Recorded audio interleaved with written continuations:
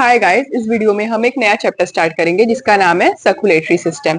Okay, तो चलिए इसको स्टार्ट करते हैं। प्रीवियस चैप्टर्स की वीडियो आप चैनल पे चेक कर सकते हैं। ओके, तो हम लोग पढ़ेंगे इस चैप्टर में। देखिए, सर्कुलेटरी सिस्टम ऐसा नहीं है कि सिर्फ इंसान का होता है, बाकी जानवरों का और ऑर्गेनिजम्स का भी होता है। पर हम इस चैप्टर में बेसिक मतलब मेनली क्या पढ़ेंगे, circulatory system in human being. ठीक है, तो इन ह्यूमन बींग्स देखिए, हमारे मतलब जो सर्कुलेटरी सिस्टम होते हैं ना इंसान के, वो क्लोज टाइप होते हैं। मतलब जो खून वगैरह है वो वेसल से ट्रांसपोर्ट होता है। ठीक है, तो जो ब्लड वेस्कुलर सिस्टम है इंसान में, उसे हम लोग तीन पार्ट में पढ़ सकते हैं। एक तो खून के बारे में पढ़ेंगे, फिर उन वेसल्स के बारे में पढ़ेंगे, फिर हार्ट के बारे में पढ़ेंगे। ओके, तो सबसे पहले आते हैं ब्लड। ये बहुत इंपॉर्टेंट है, ब्लड का कंपोजिशन वगैरह पूछ लेते हैं ना। तो ब्लड क्या होता है? ब्लड देखिए, अगर वो ऑक्सीजनेटेड हो, ऑक्सीजनेटेड मतलब अगर उसमें ऑक्सीजन है तो वो ब्राइट रेड कलर का होता है, और अगर वो डीऑक्सीजनेटेड मतलब उसमें से ऑक्सीजन आप रिमूव कर दिए तो वो डार्क रेड कलर का होता है। ठीक है, ऑब्वियसली फ्लूइड होता है हमारे शरीर में, जैसे फ्लो कर रहा है। ठीक है, तो फ्लूइड होता है। ओके, ये क्या होता है? वो 8 से 10% of the body weight form करता है वर्टिब्रेट में। ठीक है, मतलब हम लोग का जो बॉडी वेट है ना, उससे 8 से 10% उसमें खून है, क्योंकि पूरे शरीर में खून बह रहा है ना, और सब कुछ का ट्रांसपोर्ट मतलब खून से ही हो रहा है एक तरह से ना।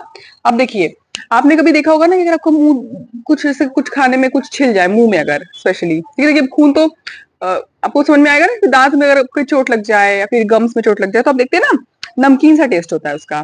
ठीक है, तो खून हमारा नमकीन होता है और एल्कलीन होता है। एल्कलीन मतलब देखिए 7 से ऊपर पीएच जिसका होता है वो एल्कलीन होता है। ठीक है, और पानी से हैवी होता है, मतलब पानी से ऑब्वियसली भारी होता है। ठीक है, और विस्कस होता है, मतलब आपने खून छू के देखा होगा, मतलब अगर आपको कहीं चोट वगैरह लग गया होगा तो आप ऐसे छू के देखेंगे ना, विस्कस मतलब थोड़ा सा थिक सा होता है। ओके, विस्कोसिटी होती है उसमें।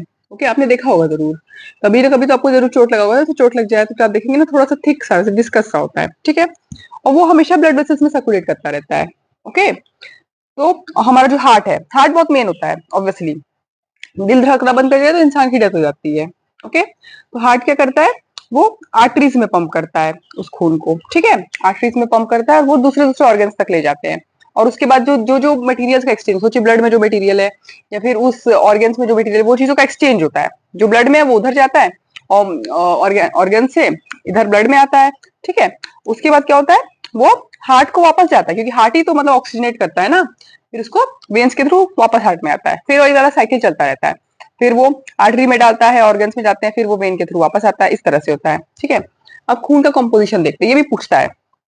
ठीक है, देखिए, सबसे जो 55 से 58% है टोटल ब्लड का, ठीक है, वो हमारा प्लाज्मा होता है।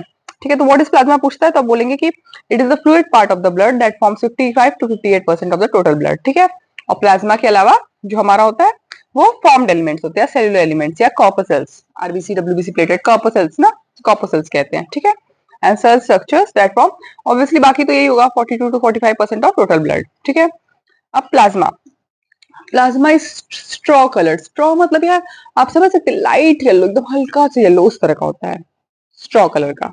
ठीक है, fluid part of the blood, obviously fluid part है, 55 to 58% of the total blood, और ये चिपचिपा सा होता है। ठीक है, और ऑब्वियसली पानी से तो थोड़ा हैवी होता ही है।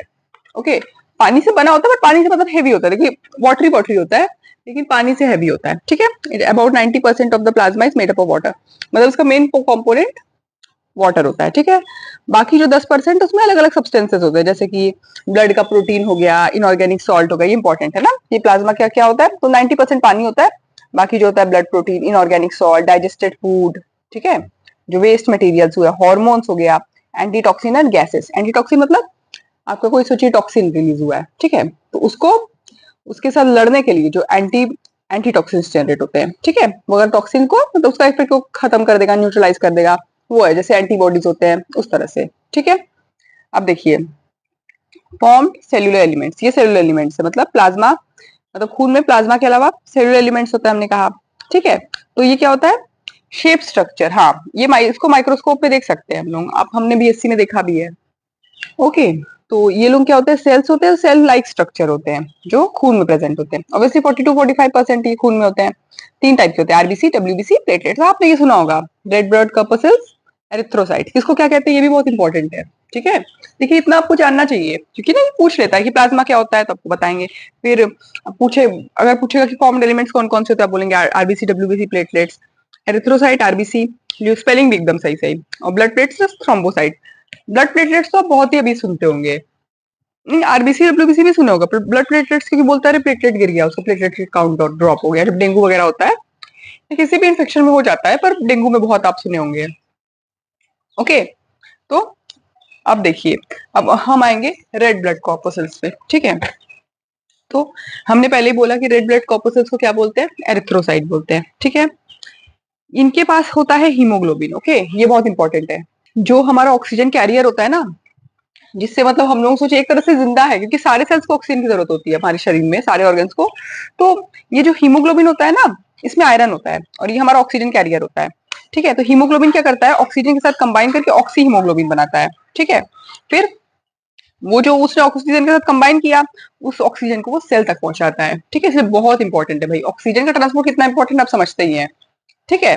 तो the red colour of erythrocyte is due to presence of, हाँ ये पूछता है कि क्यों रेड होता है भाई, वो इसलिए रेड होता है ना, क्योंकि इसमें आयरन कंटेनिंग कंपाउंड हीमोग्लोबिन होता है। तो हीमोग्लोबिन ऑक्सीजन को बाइंड कर लेता है बहुत अच्छे से, उसको बाइंड करने का मतलब वो क्या होता है, एक टेट्रामर होता है, ठीक है।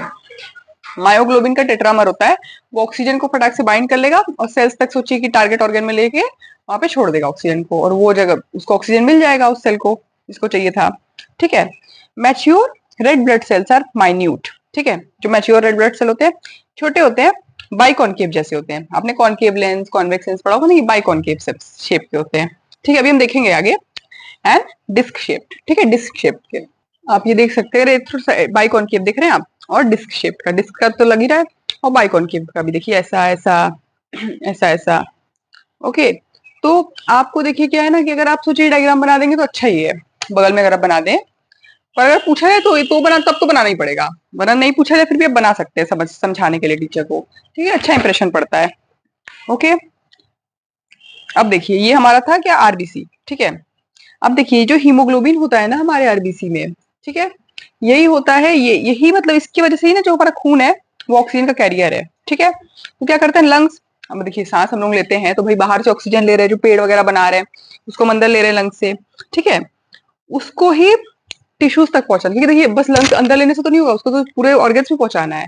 तो ऑक्सीजन को ब्लड बाइंड कर लेता है, ऑक्सीजन ले रहे वो ब्लड बाइंड कर रहा है, फिर वो ब्लड जाके सर्कुलेट कर रहा है सब तरफ, मतलब वो दे रहा है ऑक्सीजन, उसका जो हीमोग्लोबिन है वो मेन है ना, हीमोग्लोबिन ही मेन है। Mature RBCs in humans beings do not have nucleus, जो हमारे मैच्योर आरबीसीज होते हैं मतलब मैच्योरेशन के बाद उनका न्यूक्लियस नहीं होता है, ओके।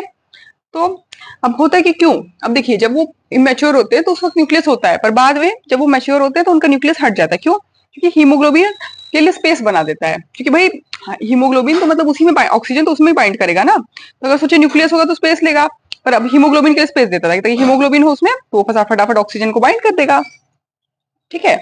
अब ये बात होती है कि आरबीसी बनता कहाँ, ये भी पूछता है, ये सब बहुत इंपॉर्टेंट बात है ना, और वन वर्ड में पूछ लेता है कि आरबीसी कहाँ बनता है। तो देखिए ये हमें हमारे हड्डी में बोन मैरो जो होता है, बोन मैरो में बनता है, ठीक है। और इसको लिवर डिस्ट्रॉय करता है, destroyed by liver when they die, जब ये मर जाते हैं तो अभी देखो डिस्ट्रक्शन तो करना, डिस्ट्रॉय तो करना पड़ेगा ना, हर चीज का मैकेनिज्म है।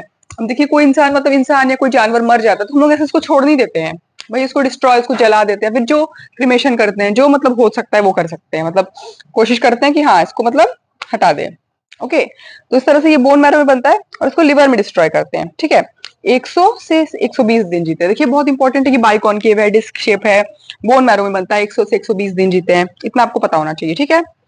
तो ये लोग डिस्क शेप के होते हैं, ठीक है। तो फोल्ड, और देखिए डिस्क शेप मतलब क्या है, ऐसा हमने भी देखा अभी ना, ऐसा ऐसा होता है, तो क्या होता है फोल्ड और बेंड हो सकते हैं, वो ऑब्वियसली ऐसे हो सकता है ना, ऐसे मुड़ सकते हैं, फोल्ड हो सकते हैं, बेंड हो सकते हैं, ठीक है।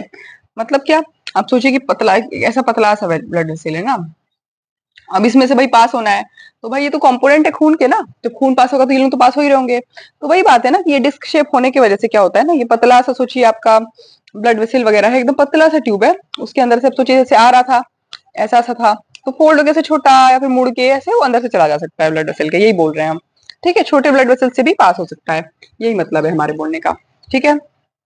अब हम आएंगे व्हाइट ब्लड सेल्स, जब